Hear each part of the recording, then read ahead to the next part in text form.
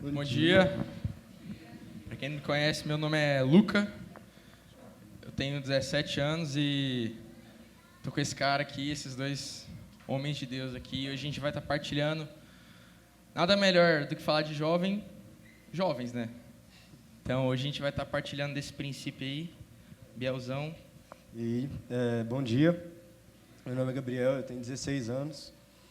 E, assim como o Luca, eu faço parte do conselho de um grupo de jovens que a gente tem toda semana. A gente reúne hoje mais de 150 jovens. Começamos nas casas, né, porque a gente queria desmitificar o conceito de resenha. Por isso que nosso grupo chama Resenha. Resenha para a nossa geração é festa, é balada, é curtição. E a gente quis realmente colocar o nome do grupo de Resenha para tirar essa visão, para mudar essa visão. Então, hoje a gente reúne 150 jovens, não mais em casas, porque extrapolou o limite, mas cada vez mais pessoas estão vindo e cada vez mais vidas estão sendo transformadas através do nosso grupo. E, para mim, assim como eu tenho certeza que é para o Luca, é uma honra, um privilégio fazer parte disso tudo. E tudo começou no coração desse cara aqui, há 11 anos, e ele vai contar um pouquinho para a gente. Como o Luca falou, a gente vai falar hoje sobre a nossa geração, sobre os jovens, por que a nossa geração... E aí o termo, eu não tô exagerando, mas não se assustem, mas por que a nossa geração é burra? Por que a nossa geração é burra? Então, nada melhor que para falar disso, do que dois jovens aqui, dois membros dessa geração, e um cara que manja de tudo sobre jovens. Amém, amém. Eu só entendo porque eu ando com esses caras, né? Sou o Thiago Boca, não tenho 16 anos.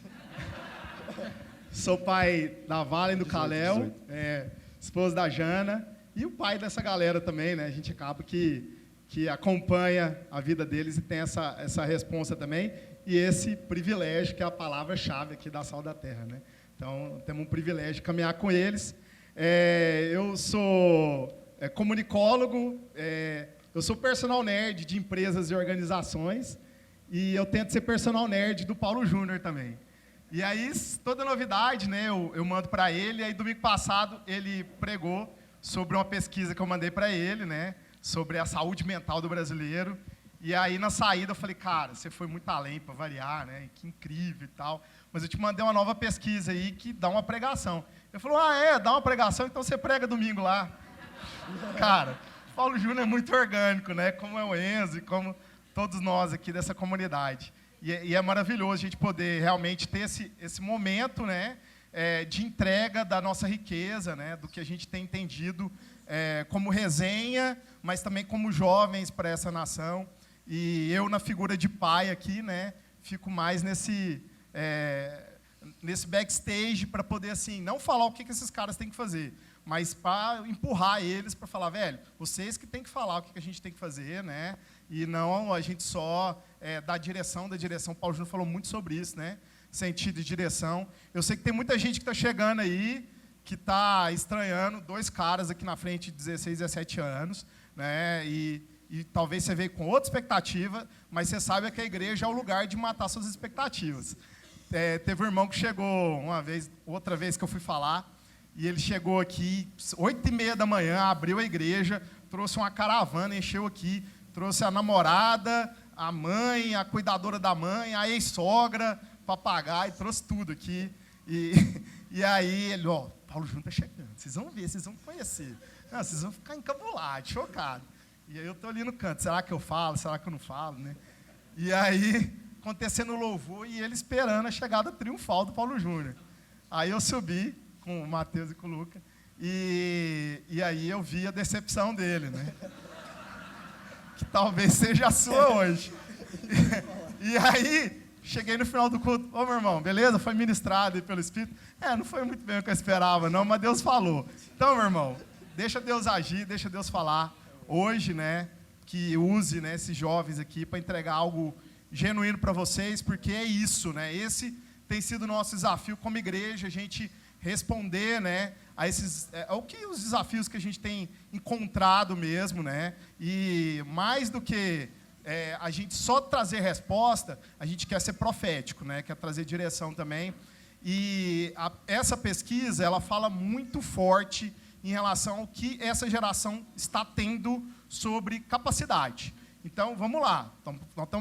Teve um irmão, essa história é boa também. Teve um irmão que me procurou no PG do Enzo, falou, eu trouxe um irmão missionário aqui. A gente, às vezes, dá uns bobeiras, né? Esse irmão, esse dia, deu bobeira. Trouxe um missionário aqui, e aí, deixa eu te falar, esse irmão tem que ajudar a gente aqui, porque tem que trazer a visão missionária para a nossa igreja. Eu falei, irmão, deixa eu te falar, nós somos todos missionários, né? Amém por esse irmão, mas você não entendeu que nós somos uma tenda missionária no meio desse povo, que precisa ter acesso a todas as portas, mas não consegue ser ponte, não consegue sentar na mesa para aprender a compartilhar. Então, esses jovens estão aqui hoje para nos ensinar, né, a compartilhar, a trazer essa visão que nós somos missionários e hoje eles são esses missionários que estão lidando agora com a primeira geração na história, né? Eu estou indo para a ONU agora em maio falar sobre isso. Estou indo para Genebra, a gente vai fazer um rolê lá em alguns países, algumas palestras, e nós estamos falando sobre transformação social a partir da inteligência digital. Então, a inteligência digital é um modelo que a gente está tendo hoje para transformar a mente desses jovens, para que eles entendam que eles estão inseridos na cibercultura, mas eles não são escravos da ferramenta. Eles precisam montar nessa ferramenta. Então, para nós, hoje, é muito importante esse encontro. Foi muito de Deus o Paulo Júnior eu ter parado o Paulo Júnior e ele ter me colocado em desafio, porque nessa semana já aconteceu altas transformações. E é com muita responsabilidade que a gente fala isso aqui, né? Porque, afinal de contas, conta aí, Gabriel, quem está sentado ali? Ali está meu tio, do Canadá. Ele veio para cá passar um tempo com a gente, passar o aniversário dele, passar o aniversário da minha mãe e da minha bisavó com a gente. E ele manja muito de tudo, na verdade. A gente chama ele de tio Google, né? O nome dele é Gustavo, apelido Guga, mas a gente chama ele de tio Google porque, assim, qualquer coisa que você pergunta para ele, ele sabe. Por quê? Porque ele... Ou então ele vai lá e pesquisa e em 2 segundos ele achou.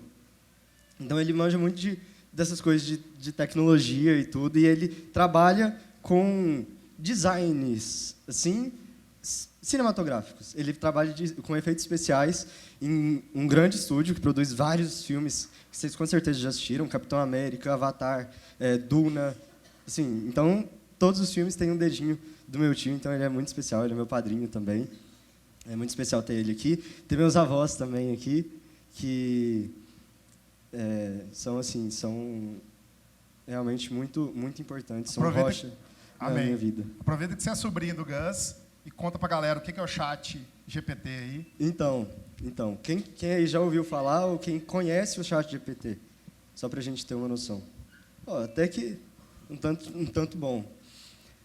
O chat GPT é uma inteligência artificial de uma empresa que, cara, eles até pouco tempo atrás eles estavam na versão beta e já estava dando muito o que falar, porque você coloca qualquer coisa, você faz qualquer pergunta para ele, ele te responde na hora ou com poucos segundos, poucos minutos em poucos minutos ele te responde, ele te dá uma resposta completa, ele faz um texto para você, ele faz isso, ele procura os melhores sites, os melhores, já te traz dados. Então, assim, você faz qualquer pergunta para ele e ele te responde. Ele realmente é uma inteligência, só que é artificial. Tipo assim, você pode...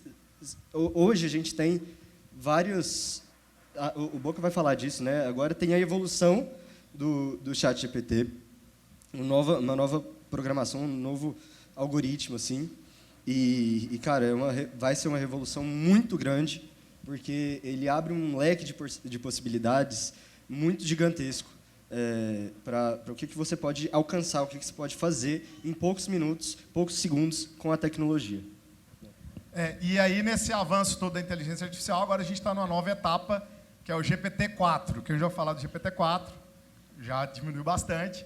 Então, assim, o Paulo Júnior conversou com a gente no domingo, quando foi na terça-feira, a OpenAI lançou o GPT-4, que simplesmente é o super upgrade de toda essa inteligência artificial, porque as pessoas agora estão colocando rascunho de um site que ela desenhou lá no guardanapo, e a inteligência artificial te entrega um site. As pessoas estão colocando aquelas letras, né, de médicos, aquelas receitas que ninguém consegue ler, a inteligência artificial. E mais do que isso, ela faz poema, essa inteligência, ela simplesmente consegue ler ironia. Então, você joga um meme, ele traduz aquela ironia para você. Então, assim, a gente está realmente assim, numa grande exponencial em relação à tecnologia, e isso vai significar muita coisa, né, para o jeito que a gente trabalha, para o jeito que a gente pesquisa, para o jeito que a gente navega, mas é uma grande revolução. Eu estou muito animado de aplicar isso com os meus clientes, mas mais do que isso, a gente tem um desafio de falar para esses jovens que a escola ainda faz sentido. Porque agora, eu liguei para um amigo meu que é de uma universidade, falei, fica ligado agora, porque seus alunos vão acessar o tomé.app. O tomé.app é um aplicativo que você pode acessar lá pelo seu desktop também, que você coloca lá qualquer tese, qualquer desafio, trabalho de escola, tipo, quais são as 10 cidades mais populosas do mundo e com desigualdade social. O cara faz um relatório para você, inteligência artificial, com imagens, para você entregar para o seu professor. Então, assim, tá bom, vamos desenhar todo esse cenário agora, né? Como que a gente vai, com essa realidade, falar para os nossos filhos, tudo isso que a gente está investindo em você, em escola, tudo isso que a gente quer que você desempenha, a inteligência artificial já está fazendo. Pois é. E assim, não sei vocês, mas isso me assusta muito. Não só porque é uma coisa inimaginável há 4 meses, eu acho, para a maioria que está aqui. Há 4 meses a gente nunca ia pensar nisso chegando tão rápido e com tanta força. E segundo, porque eu tenho medo do que isso pode fazer com a nossa geração. Porque, como o Boca falou, né, a primeira geração que está mais burra, literalmente, do que os pais. E o que isso pode... o avanço da inteligência artificial que nos leva a uma preguiça, né? Porque agora você não precisa mais saber mexer com gráfico, não precisa mais saber mexer no Excel, não precisa mais saber escrever. Porque você só precisa pôr 2 frases e a inteligência artificial te gera um relatório em cima disso, de 3 páginas, de quantas páginas você quiser, de quantos parágrafos você quiser, com o que você quiser. Você tem isso tudo na palma da mão, em poucos minutos, com poucos recursos que você entrega. E isso é muito preocupante. É um negócio que a gente tem que ficar muito atento. Porque nossa geração, um dos grandes problemas é que a gente tinha tudo, para manter essa evolução, né, das gerações passadas. Porque sempre, na mudança de geração, a nova geração tinha um QI mais avançado do que os pais. Só que mudou essa ótica, teve uma inversão disso. A gente tinha tudo para aumentar, para continuar nisso, mas a gente não tem. Por quê? Muito porque a maioria das pessoas da nossa geração não usa a tecnologia para ser produtivo, não usa a tecnologia para conhecimento, para conexão com outras pessoas, para conexões úteis. O Boca sabe muito disso, ele mexe com TikTok, com influenciadores, né? Cara, o que mais vende no TikTok, o que mais vende no Instagram, no YouTube, não é conteúdo útil. É dancinha, é uma dublagem, é meme, é coisa assim, nada a ver, que não te acrescenta em nada, mas que é consumida, e as pessoas se alimentam disso, e passam horas e horas lá na frente das telas, só assistindo essas coisas, para depois, mas elas não conseguem tirar nada de proveitoso disso, nada. Por quê? Porque a gente vê a tecnologia como um meio de sair da nossa rotina, de fugir da nossa rotina, porque é uma rotina estressante, é uma rotina corrida, apertada. Então, qualquer momento que a gente tem de ócio, de não fazer nada, a gente corre para a tecnologia, porque a gente quer só receber informação que não vai acrescentar em nada, mas que vai nos dar prazer para a nossa carne. Porque a gente vai achar engraçado, a gente vai achar legal, a gente vai achar divertido, a gente vai rir, que é um negócio que parece que a gente não está conseguindo, né? Na nossa rotina, a gente não consegue rir, a gente não consegue parar e e desconectar disso de um jeito que nos beneficie, nos faça evoluir, né? A gente vai estudar filosofia, a gente vê que a origem da filosofia se deu muito por causa do ócio, lá na Grécia Antiga. Os gregos tinham os escravos que faziam as coisas por eles, e nesse tempo que eles não tinham nada o que fazer, eles pensavam, eles desenvolviam ideias, e até hoje essas ideias nos servem também como base, servem de base para a gente. Porque a gente pensa, a gente vê o que Sócrates falou, o que Platão falou, o que Aristóteles falou, e a gente para refletir. Mas os grandes pensamentos e as sim, grandes tecnologias, né, exato, surgiram do ócio. Porque a gente resolvia problemas. Então, esse ar-condicionado que a gente tem aqui, essa luz elétrica, essa cadeira que você está sentado, foi desenvolvido porque alguém entendeu esse desafio, né, de falar, pô, tem um problema aqui que eu posso resolver, e aí ele foi para esse lugar de ócio, ele não só recebeu as coisas prontas e entendeu que ele tinha um papel de transformar, pelo menos, aquela ideia que estava passando na cabeça. E é incrível, a gente não combina, né? Monkey see, monkey do, né? A gente vê o pessoal falando aqui que não combina a pregação, não. Beleza, ficamos na tentação de ligar um para o outro, fazer grupo de WhatsApp, né? Mas a gente não esquematizou isso. E é muito forte isso que o Biel está falando, porque o tédio, ele é natural do ser humano. Porque nós somos imagem de Cristo, né? E mais que isso, que é de Deus. Então, o Criador nos fez ali, né? Como criatura, e como criatura, algo muito essencial dentro de nós, que é nós sermos criadores também, né? E aí, simplesmente, Deus lá descansou no 7º dia, e a gente olha para esse descanso e não traz um aprendizado, que é o ócio. Por quê? Porque ele realizou grandes coisas e aí foi para o ócio. E a gente quer aposentar com 30 anos, né? A gente quer fazer a raça para cima e viver, né, de grandes produtos escalonáveis e tudo mais, e a gente só quer tranquilidade, mas não quer a jornada. E aí, simplesmente, o ócio está ali para que a gente possa olhar o desafio, entender o que Deus está falando para a gente, e aí, sabe o que mais? Imaginar. Então, beleza, você está lá no ócio, e agora você imagina. Agora eu imaginei, tem uma solução agora para eu poder trazer para a minha comunidade, para a minha família, para as pessoas aqui que estão comigo. Agora eu imaginei, agora sim, eu vou pegar as ferramentas que eu tenho aqui nas mãos, a tecnologia, e os meus amigos, os meus conselheiros, e agora eu vou criar. Então, beleza, olha só, a gente tem um tédio, o ócio, a gente imagina, depois a gente cria. Depois que a gente cria, sabe o que acontece? A gente entende o ciclo e volta para o ócio. Eu estou realizado, meu irmão. Então, eu não estou cansado, eu estou realizado. Eu não estou cansado, eu estou realizado. Eu imaginei, eu fui para o ócio, eu imaginei, criei. E sabe o que essa trindade gera? Contentamento. Olha o que nós estamos fazendo com os nossos filhos. Os nossos filhos estão ficando pouco tempo de tédio, porque eles têm que desempenhar em tudo. Meu filho faz natação, futebol, faz um monte de esporte. Meus filhos, e aí tem troféu para todo mundo e medalha para todo mundo. Eu não entendo esse desempenho, e tem que ser um super nadador. Falei, não, filho, você não precisa só afogar, o resto você não precisa chegar em primeiro, não.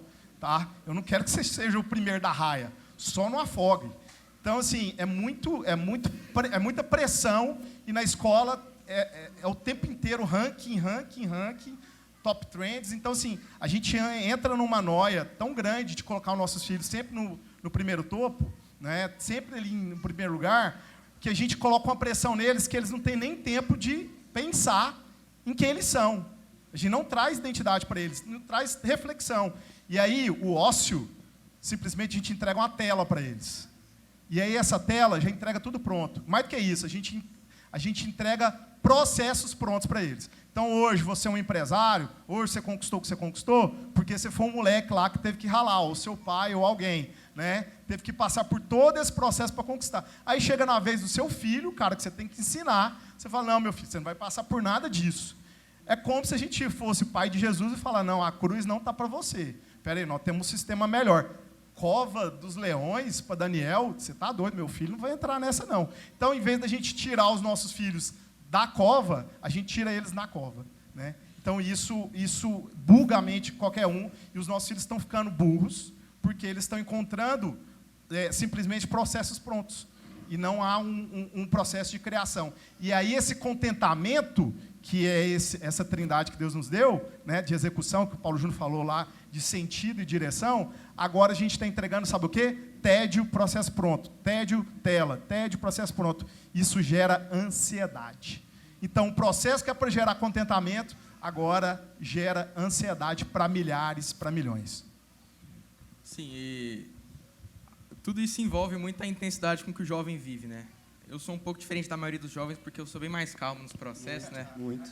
Eu vivo tudo de uma maneira mais leve, mais calma. Quem está do meu lado sabe a intensidade com que eu tomo tudo. E meu testemunho é justamente esse, sabe? Quando eu conheci Jesus, uma semana atrás, eu estava no mundão, nas festas, tanto que quando eu cheguei aqui para compartilhar meu coração, uma semana depois do meu encontro com Jesus, tinha um menino na minha sala, ele olhou para minha cara assim, e falou, mano, o que você está fazendo aqui? Então, querendo ou não, a intensidade com que os jovens vivem o amor de Jesus, vivem a verdadeira identidade deles, às vezes assusta. Às vezes assusta. E a gente tem a quantidade infinita de recursos hoje, tanto pela tecnologia, quanto pelo que a sociedade oferece para a gente. E, de certa forma, os jovens têm apagado sua identidade em Cristo e colocado sua capacidade acima de tudo. E isso é uma crise nítida, sabe? Lá no nosso pequeno grupo, no nosso grande grupo de jovens, a gente vê a quantidade de jovens que sonham fazer medicina.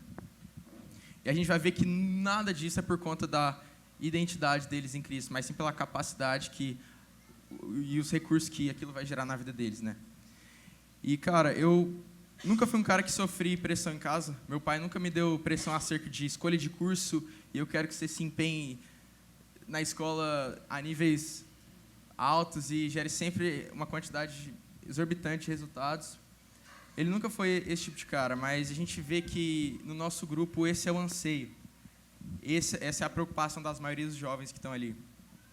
E hoje a gente não consegue separar tão bem a capacidade da identidade dos nossos jovens, porque a gente assimila a geração dos resultados dele à identidade. E tem um episódio lá em Lucas, capítulo 2, muito interessante, que fala sobre quando Jesus era jovem. Jesus devia ter, 12 anos. E a partir do versículo 47 vai dizer o seguinte: e todos que ouviam, muito se admiravam da sua inteligência e das suas respostas. Isso era quando Jesus estava numa igreja com os mestres da lei, indagando os caras, trazendo resposta para os caras. E, sim, eu queria que a gente olhasse no nível teológico de Jesus. Jesus, com 12 anos, tirava o Paulo Júnior aqui, entendeu? Então, Jesus ele trazia uma capacidade teológica, Jesus trazia um entendimento da palavra que te deixava de boca aberta. E lá, falo que todos se admiravam com sua inteligência e suas respostas. E aí, ele ficou 3 dias perdido, né? Ele ficou 3 dias perdido, os pais dele viajaram e ele ficou nessa cidade, nessa igreja. E logo depois, seus pais voltaram para achar ele. E aqui conta que eles ficaram maravilhados. E sua mãe te perguntou: filho, por que você fez isso com a gente? Eu e seu pai, a gente estava aflito à sua procura.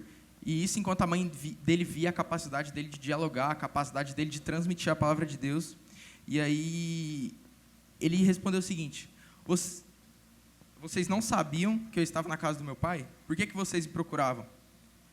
E aí os pais ficaram bobos e entenderam aquilo. Não entenderam que aquilo fez sentido. Então, quando a gente olha a maturidade aqui de Maria e de José, realmente, eles conseguiram discernir a identidade do filho dele, que seria aquele que ia remir os nossos pecados, seria aquele que, o Messias, da capacidade dele de apresentar a teologia para os mestres da lei, os caras mais inteligentes da geração. Se você vê seu filho sentado aqui, ou então sentado num congresso nacional com 12 anos, sim, exercendo a capacidade dele no máximo do desempenho, se isso não interferir na maneira que você enxerga ele como seu filho, você é o melhor pai do mundo, porque, querendo ou não, isso vai gerar na gente uma dúvida, uma angústia. Maria deve ter passado uma fração de segundo: nossa senhora, meu filho precisa ser o mestre daquela capela ali.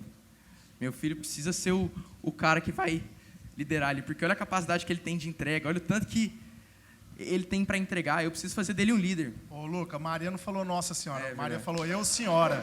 Eu, senhora. Nossa, eu. Nossa, eu. Ela deve ter metido essa, eu, senhora. Mas assim, você vê o bicho de linguagem. Meu Jesus. Cara, então assim, quando a gente volta para isso, a gente entende que ela conseguiu separar a identidade dele como filho de Deus, da capacidade de entregar um nível teológico, sabe?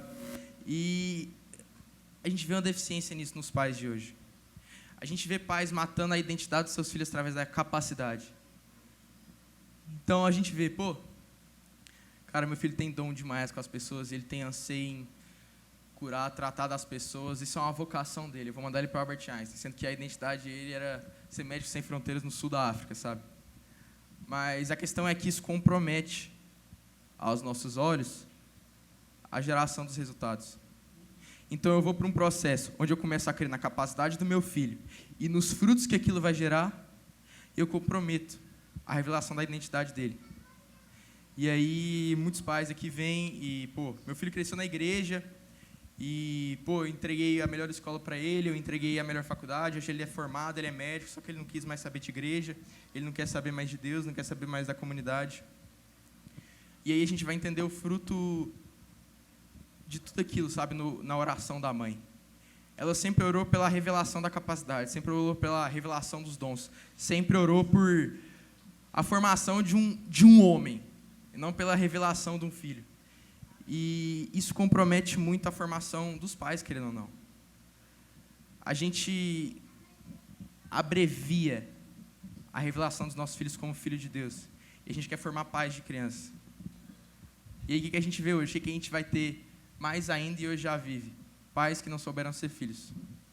Porque creram tanto na sua capacidade de gerar, que não pararam e olharam a revelação que eles tiveram de salvação.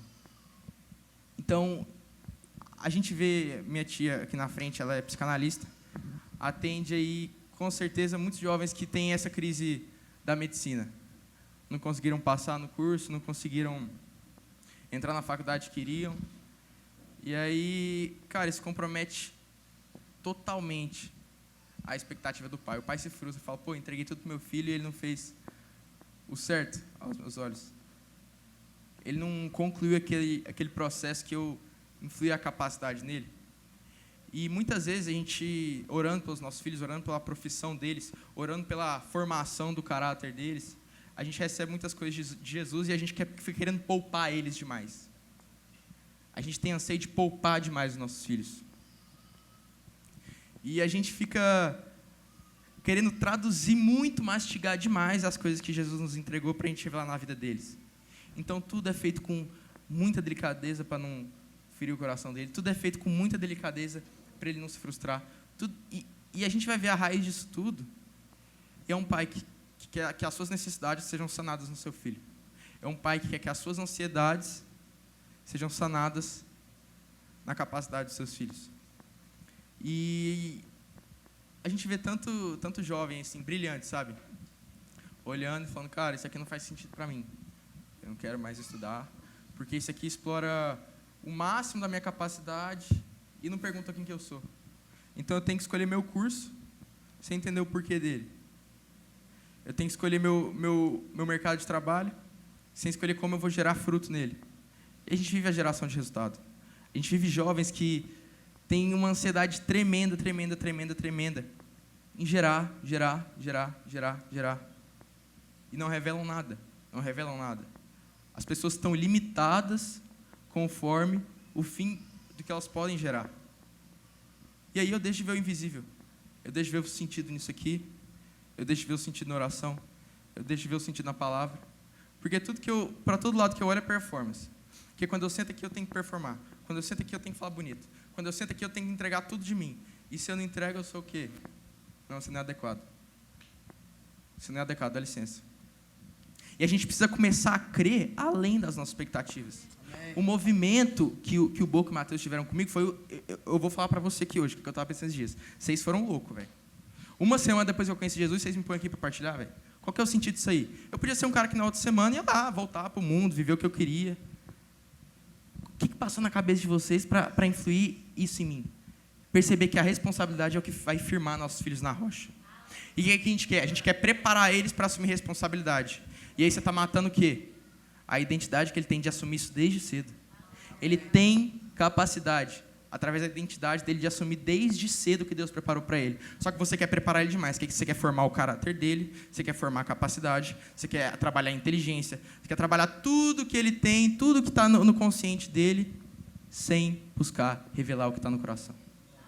E aí a gente vê jovens o quê? Com crise de identidade. A maior crise que a gente vive hoje é o quê? Identidade. Os jovens não sabem quem são. Não sabem quem são. Não porque não teve revelação, não porque chegou o pastor e falou, você vai ser isso, você vai ser missionário lá na comunidade da abelha, não. É porque os pais olharam para essa revelação, para essa identidade e falaram, pô, e minha empresa? Minha empresa vai afundar? Não, isso não vai dar certo. Eu te ofereci tudo. Te ofereci recurso, te ofereci tempo, carinho, para você não me entregar o que eu tinha? Isso é uma ansiedade tremenda, que quando está no coração de um pai e transfere para o coração do filho, ele enxerga daquilo 2 vezes pior, 3 vezes pior. Então, o que eu queria partilhar, o princípio, é para a gente deixar de cobrir a identidade dos nossos filhos com a capacidade que eles têm. Porque, igual o Paulo Júnior e o Pedro disseram, a gente está matando os nossos profetas. Porque eu creio na capacidade dele estar aqui no púlpito, eu creio na capacidade dele, do nível teológico dele, mas eu paro de crer que ele podia ser transformação como pastor lá na comunidade da Abelha, que tem 50 habitantes. Numa empresa do pai dele. Sim, exato. Pois é, e os pais criam muita expectativa para tentar salvar os filhos. Eles tentam salvar os filhos, criando uma expectativa de que se o filho fizer isso, fizer aquilo, ele vai deixar ele não vai passar pelo que os pais passaram, não vai passar pelos sofrimentos que os pais passaram, mas vai chegar no resultado que os pais querem. Vou te perguntar um negócio. Você já perguntou para o seu filho, se o seu filho é jovem, né, se ele tem 14 anos, você não vai chegar no Kalel e perguntar assim, hoje, né? Kalel, o que você é? O que você quer ser? Por mais que o Kalel é exceção, eu acho que ele vai saber responder isso. Mas você não vai chegar numa criança de 7 anos e perguntar, o que você quer ser? E ele vai te dar a resposta completa. Mas você já chegou no seu filho de 14, 15 anos e perguntou, o que você quer ser? Quem você é? O que você gosta de fazer? Você já incentivou ele a se conhecer melhor através do melhor relacionamento com Deus? Porque se você conhece seu pai, você conhece como ele te fez. Você vai conseguir conversar com ele e falar assim, Deus, eu sou assim. Ou eu sou assim. E você vai ter esse discernimento. Mas você chegou no seu filho e apresentou isso para ele? Você perguntou isso para ele? Porque se você não perguntou, você está matando o seu filho. Trazer a direção, né, Biel? Exato. Assim, de quem ele já é. Aí, respondendo aqui, né, o Luca, a gente entendeu quem ele já era, não o que ele tinha que fazer para ser.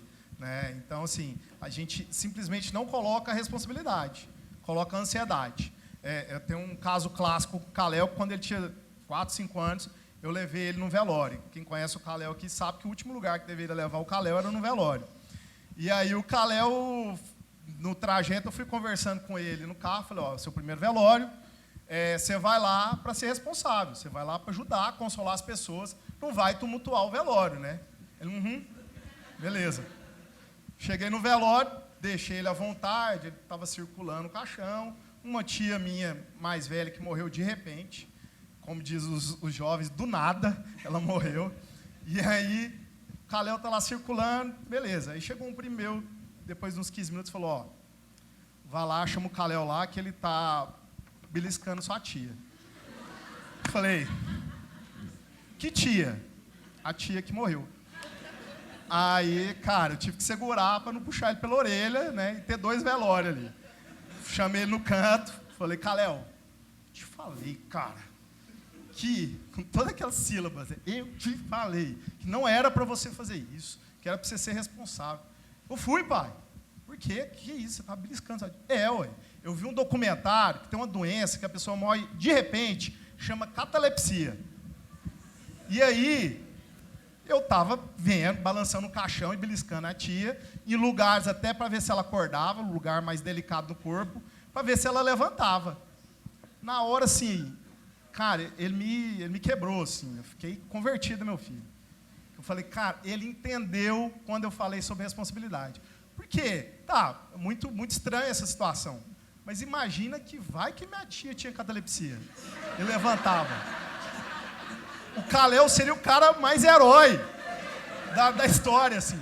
Então, assim, a gente precisa empurrar os nossos filhos para esse lugar, porque eles vão nos levar para lugares surpreendentes, que a gente não acredita. Mas vai levar a gente para lugares surpreendentes. De até ressuscitar a gente. Cara, o Kalel é sensacional. Mas é isso, o Kalel, o Boca viu no Kalel o que o Kalel é, a identidade dele. Ele viu, ele deu a bronca no início, mas depois ele viu, cara, o Kalel não ia fazer isso para badernar. Ele não fez isso para chamar a atenção, ele fez isso porque tinha alguma coisa. Porque isso não é da identidade dele. Ele viu o que o Kalel fez, mas ele não julgou antes de saber, antes de conhecer a identidade. Ele quis conhecer o porquê que o Kalel estava fazendo aquilo. Mas, às vezes, a gente não tem essa sensibilidade. Às vezes, os pais não têm essa sensibilidade de querer entender os filhos, de querer conhecer os filhos. E, às vezes, os filhos ficam submissos à vontade dos pais. Às vezes, os pais colocam, filho, você vai fazer a faculdade X, lá em São Paulo, para conhecer, vai trabalhar na empresa X, vai ganhar não sei quantos R$1.000 de salário, você vai ser um cara muito próspero e tudo. Mas aí eu te pergunto, você já falou para o seu filho que seu maior sonho é que ele tenha um bom relacionamento com Deus? Porque isso é a única coisa que você tem que sonhar para o seu filho. Que as outras coisas vão vir como consequência disso. Você já falou para o seu filho que esse é seu sonho e que só isso já basta? Que se ele tiver um bom relacionamento com Deus, ele vai conseguir caminhar na direção que Deus está pedindo, que Deus está querendo que ele caminhe? Ou será que o seu coração não deseja isso? Será que você quer que ele seja bem-sucedido, ganhe dinheiro, para não passar os perrengues que você passou? Você quer que ele seja algo que você queria ser. Quer que ele seja algo que você quer que ele seja. Mas Deus quer que ele seja assim? E isso mata. Isso mata. Porque os filhos são muito, muito dependentes dos pais. Muito. Muito.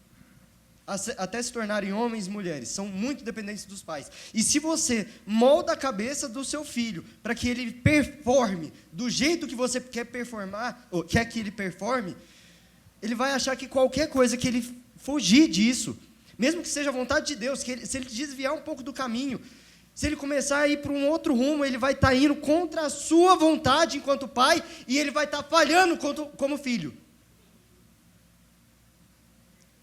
Ele vai achar que ele é um filho ruim, que ele não merece ser filho seu.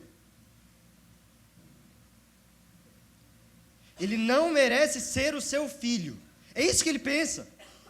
Porque ele vê você querendo que ele seja um médico, que ele trabalhe em tal lugar, você elogiando ele por conta das notas, porque ele tirou um 10, mas você ao mesmo tempo reprimindo ele porque ele tirou um 7. Uma vez, você humilhando ele, você batendo nele, mesmo que não fisicamente. Então ele vai achar que ele não é digno de ser seu filho. Ele vai achar que porque ele faz alguma coisa, ou pelo que ele faz, ele não é digno de ser chamado de filho pelos seus próprios pais. E aí que a gente mata os nossos filhos. Aí que a gente mata, porque a gente acha que a única preocupação dele é seguir a nossa vontade, é ser filho nosso. Mas ele é filho de Deus acima de tudo, e Deus não precisa que você faça nada para te chamar de filho. Ele não precisa que você faça nada. Ele precisa que você creia, só. Mas ele não julga seus resultados, ele não julga sua performance. E se a gente quer ser Cristo na vida dos nossos filhos, a gente tem que parar de olhar para o resultado. A gente tem que andar com ele pelo processo. Porque o nosso maior problema, o que nos mata, o que mata essa geração, o que nos emburrece, é que a gente está olhando demais para o resultado, a gente está querendo o resultado aqui e agora, e a gente não está tendo paciência para esperar o processo natural, o processo de Deus, o processo que Deus está costurando, e que a gente não consegue ver, porque Deus age no invisível. A gente não consegue ver, e aquilo nos angustia, nos deixa angustiado, e a gente acha que a gente tem que ir para o que nos dá prazer, porque a gente tem que fazer o que é bom para a gente. O que a gente acha que é bom para a gente. Então, por isso que a gente tem jovens que eles recorrem para bebidas, eles recorrem para drogas tão cedo, porque eles veem nas drogas, na bebida, uma forma de sair dessa rotina pesada que julga eles pela performance. Eles têm que sair de si para não pensar no resultado que eles estão entregando. Eles têm que sair de si para não pensar na capacidade que eles têm. Eles têm que sair da própria identidade deles para se sentirem felizes. Eles têm que se livrar da identidade deles para se sentirem plenos, para se sentirem contentes. E aí eles só vão recorrer para Deus quando está dando tudo errado. Tudo errado. E eles falam assim, gente, mas eu estou indo contra meu pai. Deus, por que o Senhor não me ajuda? Deus está querendo te ajudar desde o começo, mas você não está sabendo ouvir. Porque Deus não ajuda no resultado, Deus ajuda no processo. O resultado é fruto disso, é consequência. É mais para frente. Mas Ele quer que você caminhe com Ele no processo. Não que você encontre Ele lá na chegada. Então, pais.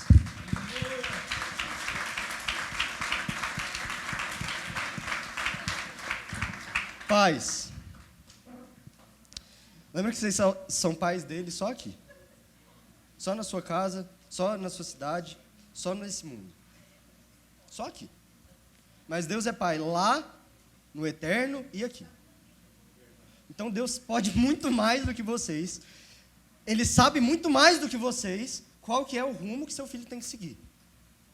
Então não crie seu filho para ser um bom médico. Não crie seu filho para ser um bom advogado, para ser um bom engenheiro, para ser um cara rico, para ser um bom pianista, para ser um bom violonista, para ser um bom violinista também, para ser, assim, não crie ele para ser um profissional bom.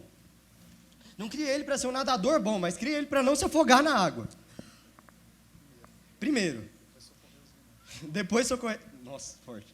Depois socorrer os irmãos. Para ele não se afogar, para ele aprender a nadar, para depois socorrer quem está afogando. Não crie ele para chegar em primeiro nas corridas. Crie ele para saber correr. E saber correr no rumo. No rumo certo. Que uma hora ele vai chegar. E ele vai chegar onde ele tem que chegar. Porque se ele souber correr, se ele souber como andar no caminho certo, ele vai chegar onde ele tem que chegar e no momento que ele tiver que chegar. Então, para vocês, pais, cabe criar pais. Pais que saibam ser filhos. Não só filhos seus, mas filhos de Deus. Pais que entendam que em meio a tanta ansiedade, há tanta coisa que pesa na rotina. Eu estou no 3º ano, semana passada eu só tive um almoço em casa. Porque todos os dias eu fiquei na escola até tarde para estudar, para fazer minhas coisas, para resolver minhas coisas. Eu só conseguia conversar com os meus pais à tarde. No fim da tarde, à noite. E aí eu só tive um momento de mesa com eles mesmo no sábado.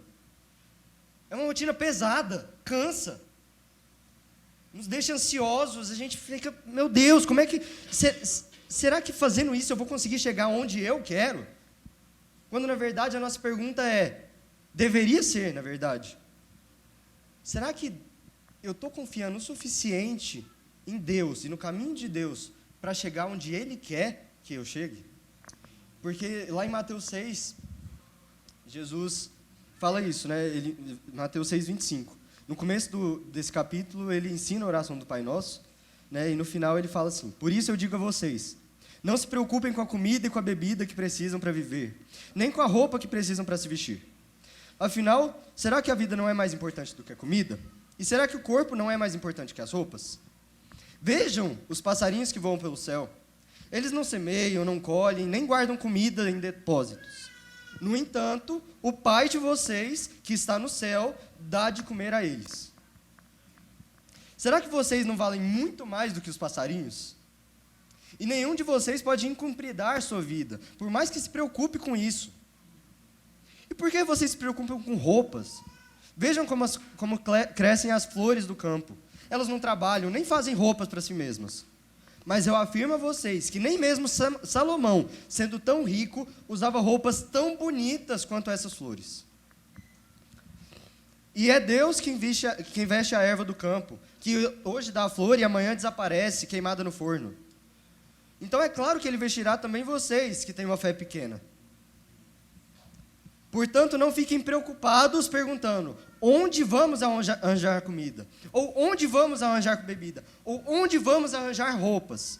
Pois os pagãos é que estão sempre procurando essas coisas. O Pai de vocês, que está no céu, sabe que vocês precisam de tudo isso.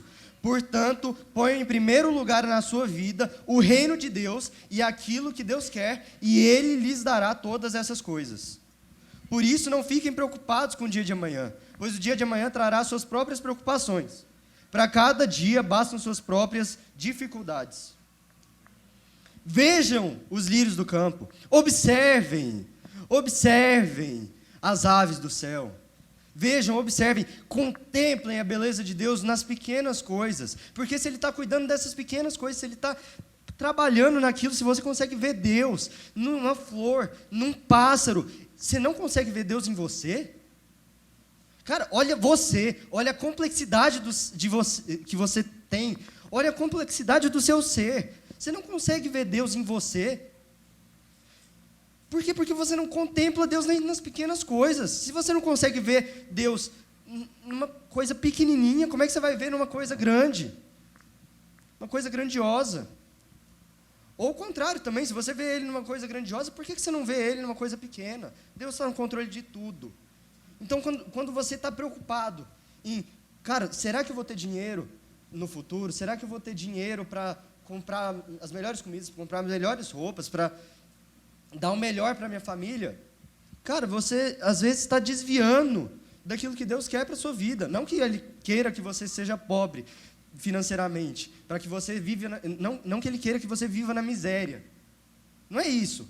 É porque às vezes os planos de Deus são muito diferentes dos seus, mas eles são muito melhores.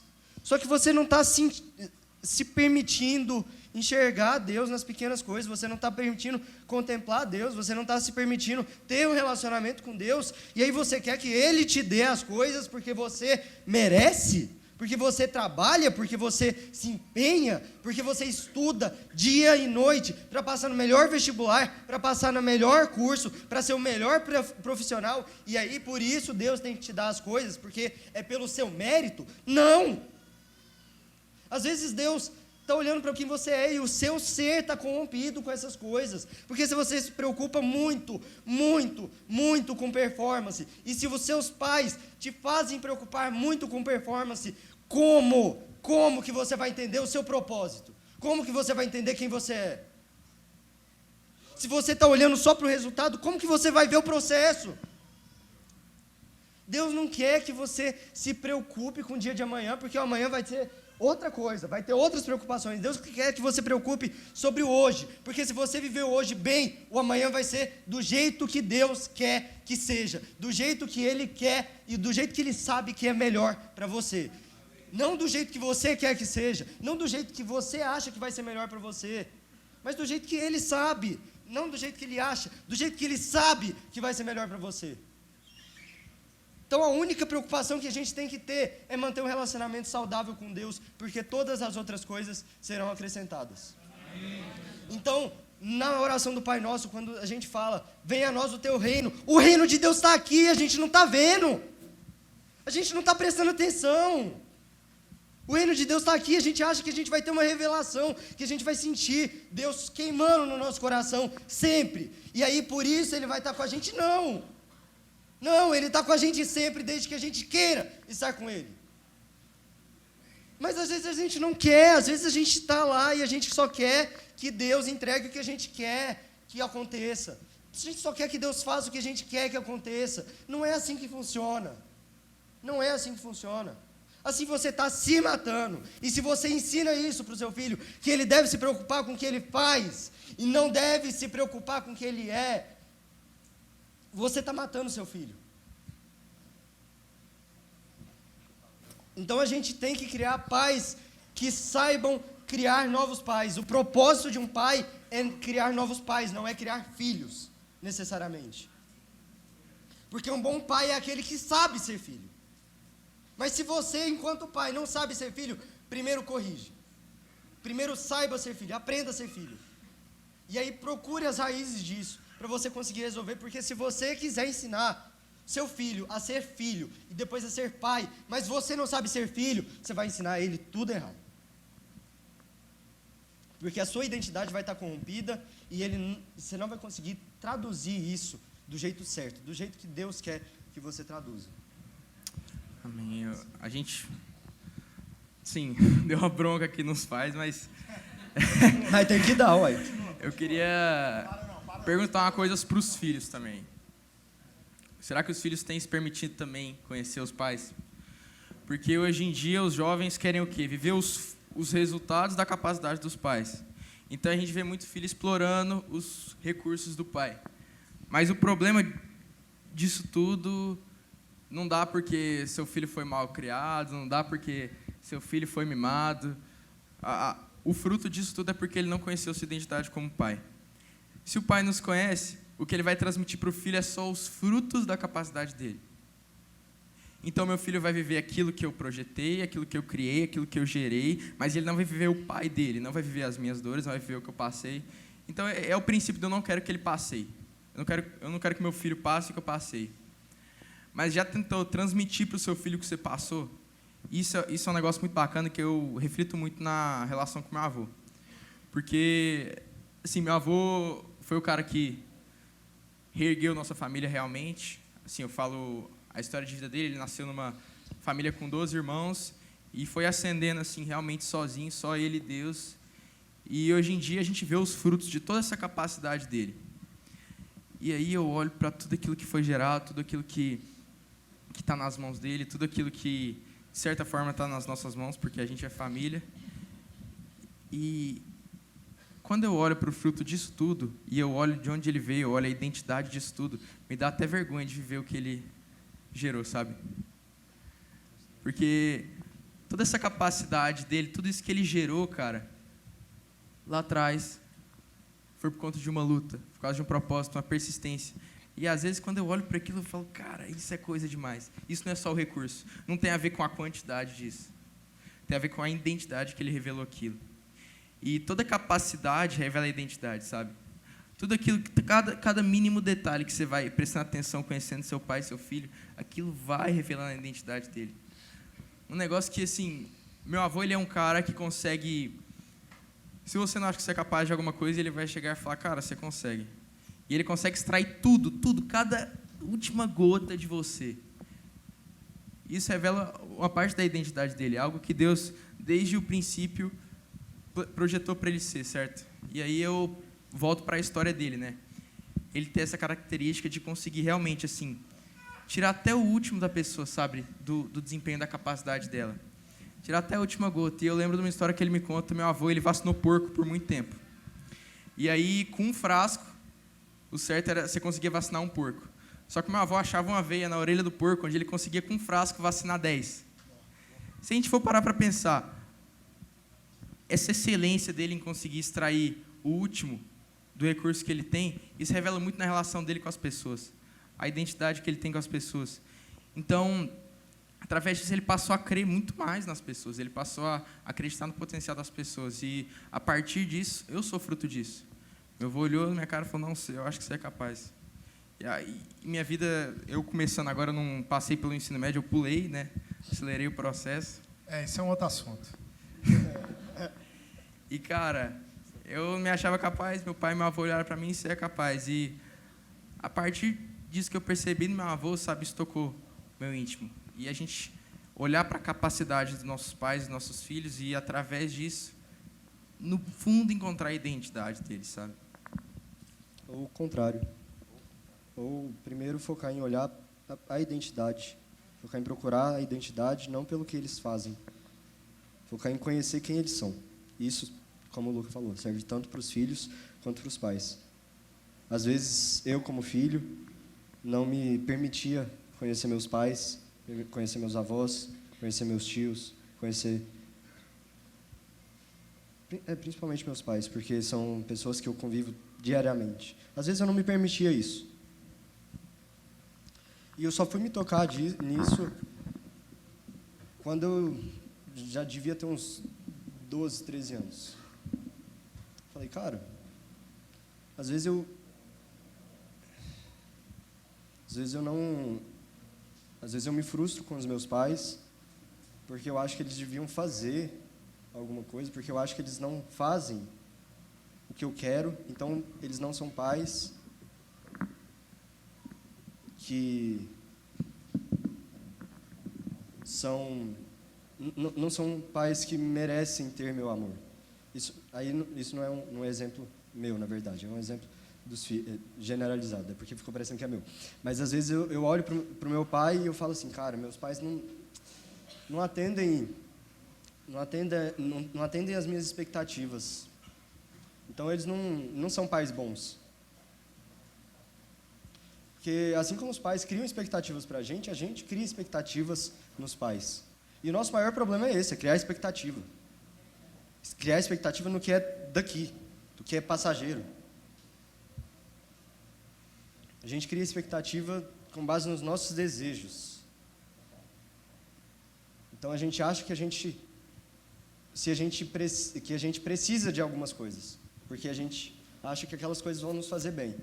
Mas a gente não precisa de nada, além do amor de Deus. Amém. Porque todas as E outras coisas uma palavra para os pais, precisas. assim, quando a gente trouxe inteligência digital lá de Singapura, ajuda até do Rodrigo aí, a gente entendeu que a gente tinha que ir para a sala de aula.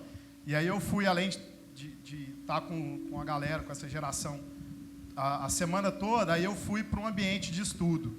E eu vi que a educação estava muito contaminada com conceitos antigos, não conseguia realizar um princípio básico da educação. Porque Jesus, com 12 anos, ele saiu do ambiente, que é onde o Lucas leu lá, Lucas 2:39, ele saiu do ambiente dos pais e foi sentar com os grandes, porque ele tinha algo para entregar. Hoje, será que os nossos filhos conseguem entregar alguma coisa por eles próprios? Não de performance, mas de revelação. Porque a gente entrega hoje só um processo de educação para os nossos filhos. Chama pedagogia. A pedagogia é um processo de educação para crianças. O seu filho de 12 anos para cima, ele agora está no outro processo de educação que também você tem que estar, que chama andragogia. Então, se você não participa de um pequeno grupo, se você não anda com gente de bem, se você não está aprendendo nada com ninguém, você está no processo pedagógico, você ainda é um menino. Mas se você entendeu que agora você precisa andar com seu filho para ensinar ele como ser homem, você tem que ensinar com seu filho para explicar para ele como o homem de Deus caminha na terra, mesmo com todos esses processos hoje que ele tem que correr sozinho. Se você está ao lado dele e liberando responsabilidade, ele vai conseguir sentar no lugar dos grandes com 12 anos e vai poder realmente revelar, assim como esses caras estão revelando aqui para nós.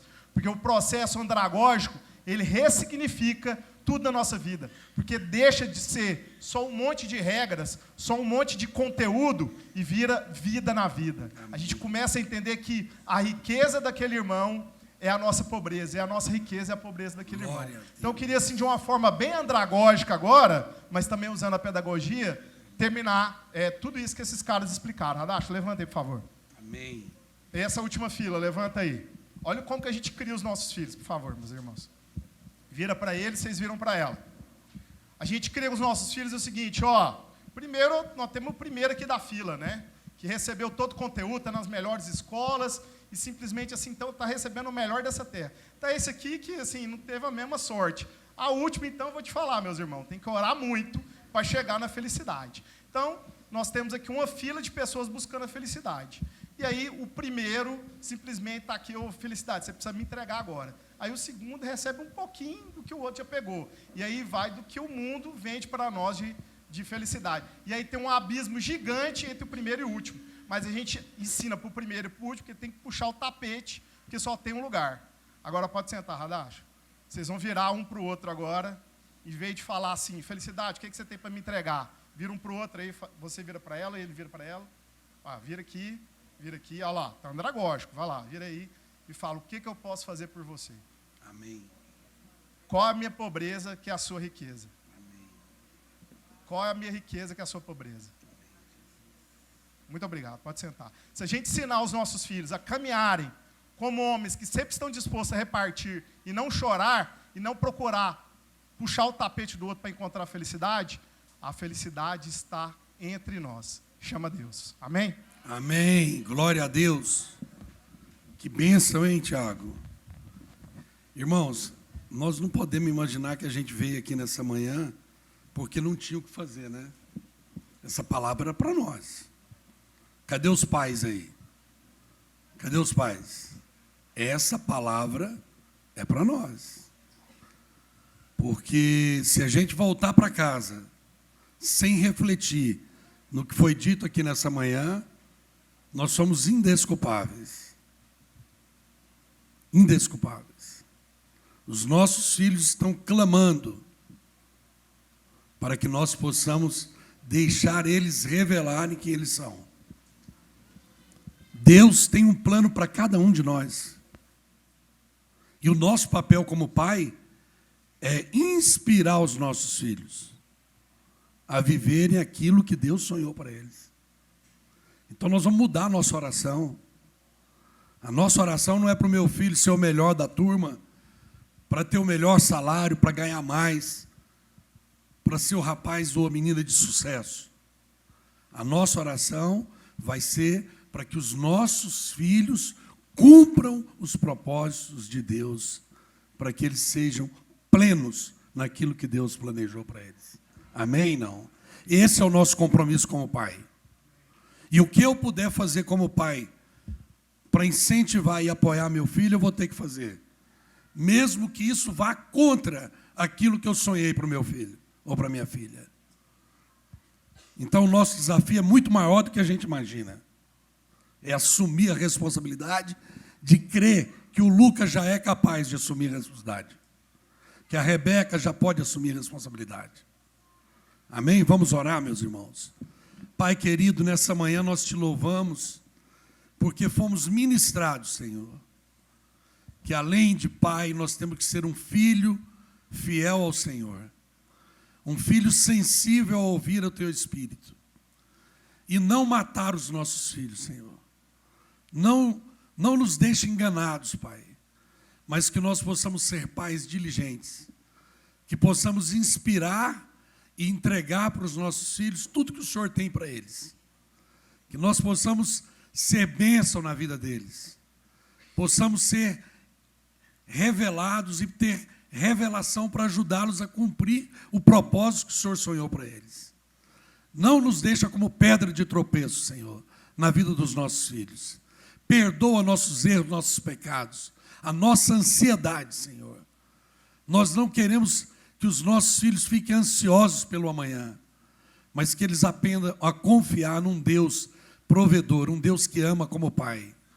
E como Pai não vai deixar faltar nada para que eles sejam plenos na sua vocação e no seu chamado. Essa é a nossa oração nessa manhã, que os nossos filhos sejam livres de nós mesmos, Senhor, e que eles possam cumprir todo o seu propósito, para a glória do seu nome, para uma família saudável, para uma sociedade saudável. Nós entregamos os nossos filhos nas tuas mãos, crendo que o Senhor é muito melhor do que nós, para conduzir os passos deles, Senhor. Essa é a nossa oração. Lá em Isaías diz que os nossos filhos serão guiados e ensinados pelo Senhor. Conduz os passos dos nossos filhos, Senhor, em nome de Jesus. Em nome de Jesus.